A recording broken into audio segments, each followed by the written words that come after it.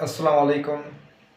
आज हमारा टॉपिक है स्फीरिज़ोम, ठीक है, गैलेक्सिज़ोम और पैरेक्सिज़ोम, ठीक है। इन तीनों को मिलाकर हम एक टर्म इस्तेमाल करते हैं माइक्रो बॉडीज़, ठीक है। इन तीनों को मिलाकर हम क्या बोलते हैं? Micro bodies. तीनों को मिलाकर स्फीरोज़ोम, गैलेक्सिज़ोम, पैरेक्सिज़ोम, ठीक है। इन तीनों को मिलाकर हम माइक्रो बॉडीज़ कहते हैं, ठीक है। अच्छा, उसके बाद ये तीनों जो है सिर्फ और सिर्फ यूकैरियोटिक सेल्स के अंदर मौजूद होते हैं, ठीक है। These are only found in eukaryotic cells.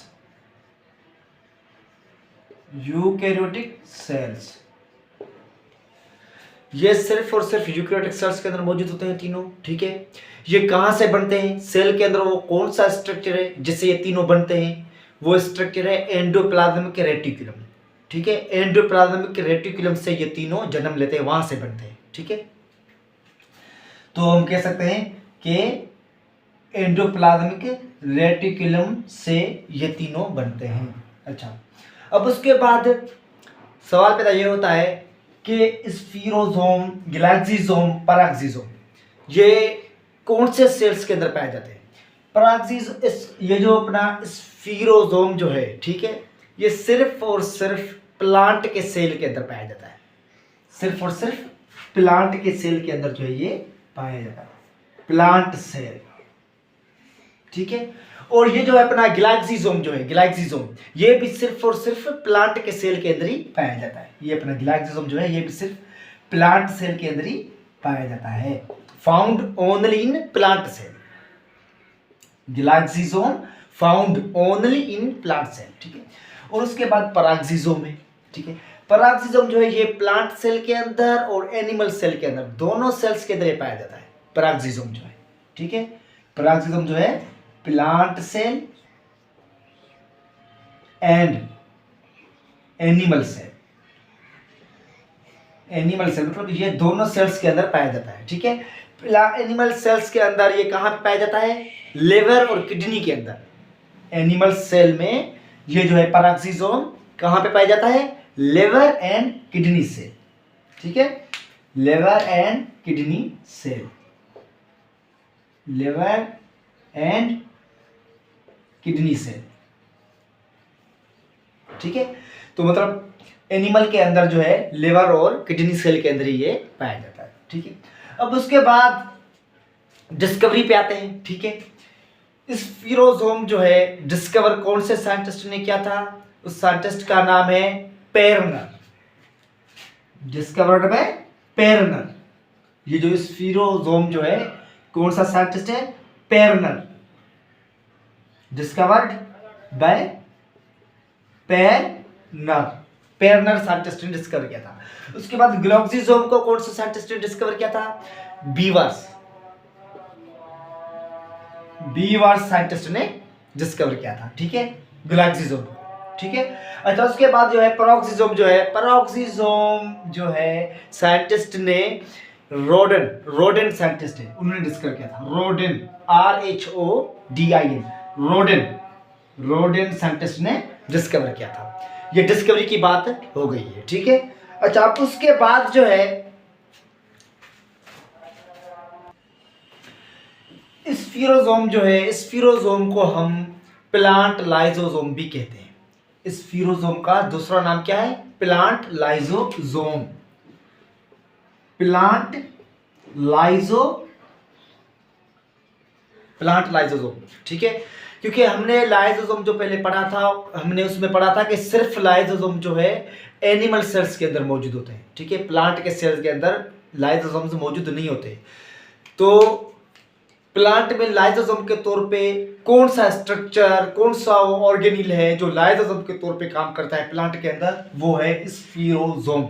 ये लाइसोज़ोम के तौर पे काम करता है किसके अंदर? प्लांट के अंदर। मतलब it contains hydrolytic enzymes. It contains hydrolytic enzymes. contains hydrolytic enzymes. इसके अंदर हाइड्रोलाइटिक एंजाइम मौजूद होता है, किसके अंदर? स्फीरोसोम के अंदर।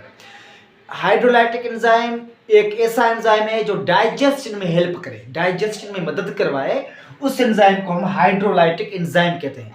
फिर हाइड्रोलाइटिक एंजाइम के कुछ टाइप्स हैं, जैसे प्रोटीएस है। प्रोटीएस क्या है? हाइड्रोलाइटिक एंजाइम है, ठीक है। प्रोटीएस, अमाइलेस, ठीक है, अमाइलेस, और भी बहुत सारे मतलब जो है लाइपेस, इस तरह के प्रोटीन बहुत सारे हैं जो हाइड्रोलाइटिक एंजाइम के मतलब एक टाइप से। अच्छा, हाइड्रोलाइटिक एंजाइम क्या काम करता है? डाइजेशन के तौर पे काम करता है, ठीक है। तो इसलिए स्फीरोसोम जो है वो डाइजेशन का मदद करवाता है, ठीक है। प्लांट्स के अंदर डाइजेशन का मदद करवाता है, फूड को डाइजेस्ट करने में मदद करवाता है स्फीरोसोम, ठीक है।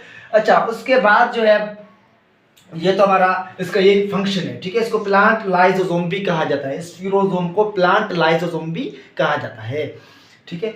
अब जो है ग्लाइक्सिसोम, ग्लाइक्सिसोम के बारे में हम मोस्टली पढ़ेंगे कि ग्लाइक्सिसोम जो है, ठीक है, ग्लाइक्सिसोम का काम क्या है? It helps in beta oxidation, ठीक है। It helps in beta oxidation. Beta को हम इस तरह ड्रा करते हैं, ठीक है, beta oxidation of fat, beta oxidation of fat. मतलब ये जो ग्लाइक्सिसोम है ये मदद करता है फैट को ब्रेक डाउन करने में। फैट जो है, ठीक है, लिपिड है, ठीक है, उसको ब्रेक डाउन करवाने में क्या करता है? ये मदद करता है ग्लाइक्सिसोम प्लांट के अंदर, ठीक है, प्लांट के अंदर। अच्छा, उसके बाद जो है कार्बोहाइड्रेट, ठीक है, फैट को कन्वर्ट करता है किसमें? कार्बोहाइड्रेट में। मतलब फैट को ब्रेक डाउन करता है कार्बोहाइड्रेट के अंदर, कार्बोहाइड्रेट फैट को कन्वर्ट करता है कार्बोहाइड्रेट में। तो उस अमल को हम क्या बोलते हैं? बीटा ऑक्सीडेशन ऑफ फैट, ठीक है। ये ग्लाइक्सिसोम का काम है, ठीक है। अच्छा, उसके बाद ग्लाइक्सिसोम जो है ये मतलब जो है फोटो रेस्पायरेशन भी करवाता है प्लांट के अंदर। फोटो रेस्पायरेशन, ग्लाइक्सिसोम जो है वो कौन सा अमल करवाता है प्लांट के अंदर? फोटो रेस्पायरेशन का भी अमल करवाता है। फोटो रेस्पायरेशन एक हार्मफुल प्रोसेस है, बहुत ही खतरनाक प्रोसेस है, प्लांट के अंदर होता है। फोटो रेस्पायरेशन में वैसे नॉर्मली हम देखते हैं कि प्लांट जो है वो कार्बन डाइऑक्साइड क्या करते हैं? जज़ब करते हैं, ऑक्सीजन को खारिज करते हैं। लेकिन फोटो रेस्पायरेशन में क्या होता है कि कार्बन डाइऑक्साइड मतलब क्या करते हैं? खारिज कर रहे होते हैं, और ऑक्सीजन इसमें क्या करते हैं कि जज़ब कर रहे होते हैं प्लांट। उल्टा प्रोसेस है, ठीक है।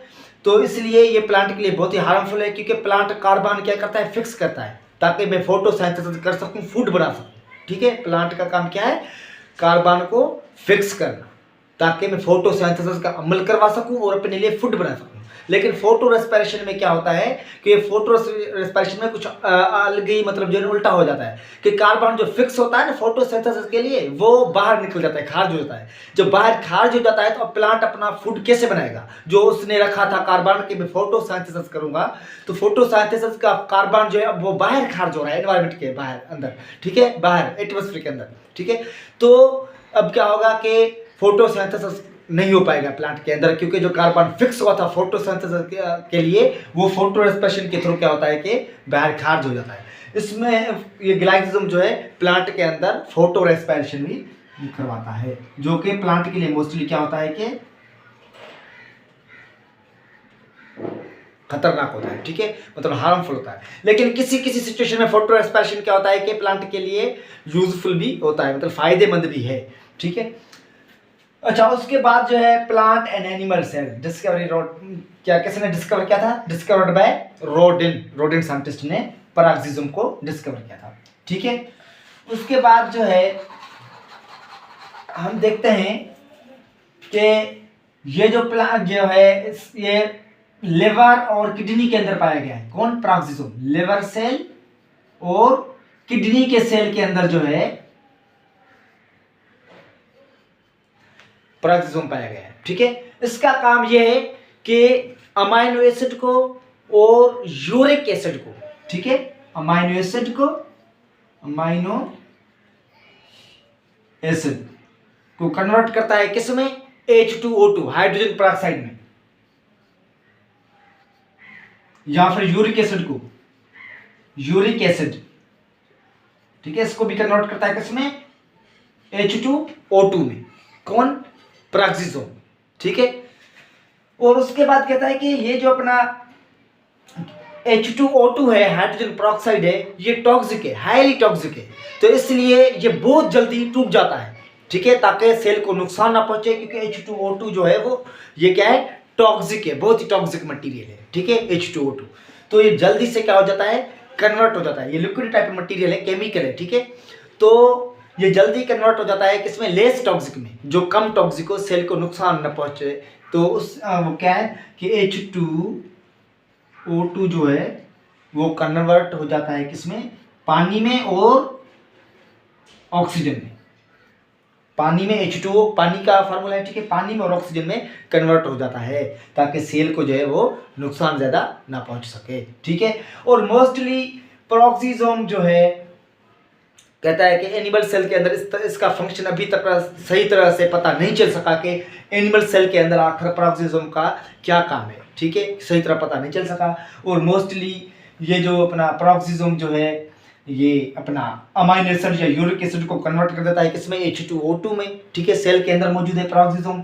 और उसके बाद क्या आता है कि या यूरिक एसिड को H2O2 में कन्वर्ट करता है, लेकिन H2O2 क्या है, टॉक्सिक मटेरियल है, बहुत ही टॉक्सिक, हाईली टॉक्सिक है, तो इस जल्दी टूटना पड़ता है लेस टॉक्सिक मटेरियल में, तो H2O2 टूट जाता है किसमें, H2 पानी में और मॉलिक्यूलर ऑक्सीजन में। अच्छा, ये जो एंजाइम अमाइन एसिड को तोड़ता है H2O2 में, या फिर यूरिक एसिड को कन्वर्ट करता है किसमें, H2O2 में, तो अमाइन एसिड को कन्वर्ट करने वाला या यूरिक एसिड को कन्वर्ट करने वाला एंजाइम जो है वो है केटालेस। केटालेस एंजाइम क्या है, अमाइन एसिड को कन्वर्ट कर देगा किसमें, H2O2 में, या फिर यूरिक एसिड को कन्वर्ट कर देगा किसमें, H2O2 में, ठीक है। अब H2O2 जब कन्वर्ट होता है पानी में और ऑक्सीजन में, ठीक है, मॉलिक्यूलर ऑक्सीजन में, ये O2 है तो उसको मॉलिक्यूलर ऑक्सीजन कहते हैं, ठीक है। तो यहां पे कौन सा एंजाइम काम करता है, यहां पे जो एंजाइम काम करता है उसका नाम है ऑक्सीडेस, ऑक्सीडेस एंजाइम है, ठीक है, ये काम करता है। ये सारा स्पिरोसोम, ग्लाक्सिसोम और पेरोक्सिसोम के बारे में था जो मैंने आपको बता दिया है। इसका मतलब जो कोई लेंथ ही कोई इस तरह कोई मतलब जो ना बड़ा डेफिनेशन कोई बड़ी इसकी है नहीं, ठीक है। तो सारा कुछ जो इसके बारे में इसके हवाले से जो कुछ था वो मैंने आपको बता दिया है। अगर फिर भी कोई सवाल हो, क्वेश्चन हो तो आप कमेंट सेक्शन में पूछ सकते हैं। Thank you very much.